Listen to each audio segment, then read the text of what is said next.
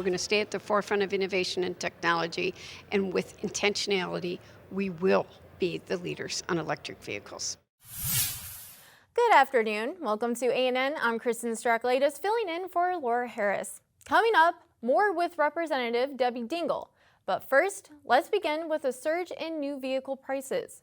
The average new vehicle now costs nearly what a typical American makes in a year, but few in the industry seem concerned. Dealers say the high prices are not affecting the demand of people looking to buy vehicles.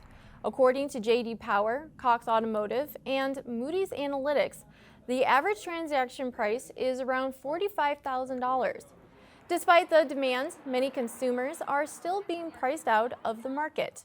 Used vehicles are often priced higher than what they cost new, and new vehicles are selling for above sticker price. In addition to surging vehicle prices, the costs of EVs are not affordable for the average American.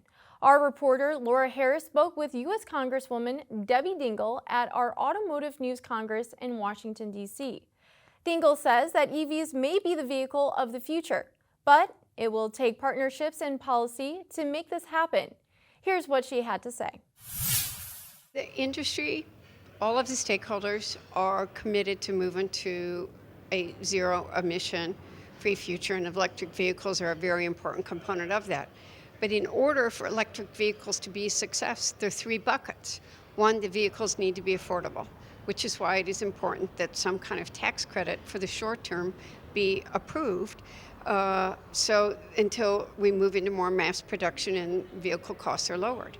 Two, we've got to invest in R&D in terms of the battery so that it has range, customers have confidence in.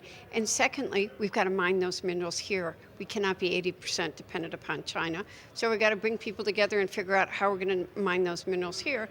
And three, we got to build out the charging infrastructure and upgrade the power grid. When it comes to building capacity in the U.S. and competing with other countries, Dingell says the U.S. needs to take certain steps to be part of the international marketplace. What we want to do is bring manufacturing back home, bring the supply chain back home, which means we're competing in an international global marketplace. We got to have a labor workforce, and we've got to incentivize workers to want to work in this industry. But a second issue, one of probably the biggest issues we have is that we're the only industrialized nation in the world that does not guarantee all of its citizens health care. So the auto industry in America is paying health care costs where that is managed a different way in every other industrialized nation in the world. In addition to bringing the supply chain back home, Dingell also says just how important the auto industry is to America. When you take all of the different stakeholders in the auto industry, be it from dealers that are in almost virtually every community, the plants, mobility is the backbone of this country. But we create jobs. When there's a plant, it's not only the supplier community, but it's the coffee shop, it's the diner. So the American auto industry is and will continue to be, I hope, the backbone of the American economy. When asked what future infrastructure legislation possibilities look like, Dingell says there's more to it than just EV affordability.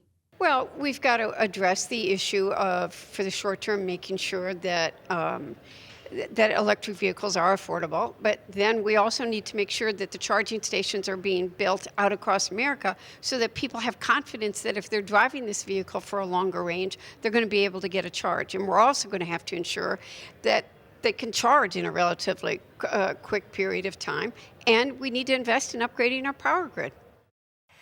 Thanks for watching. Be sure to go to autonews.com and click on First Shift to watch our next show. And follow us on Twitter at AutoNewsTV and online at autonews.com for updates from our reporters all day, every day. I'm Kristen Strakalitis. See you next time.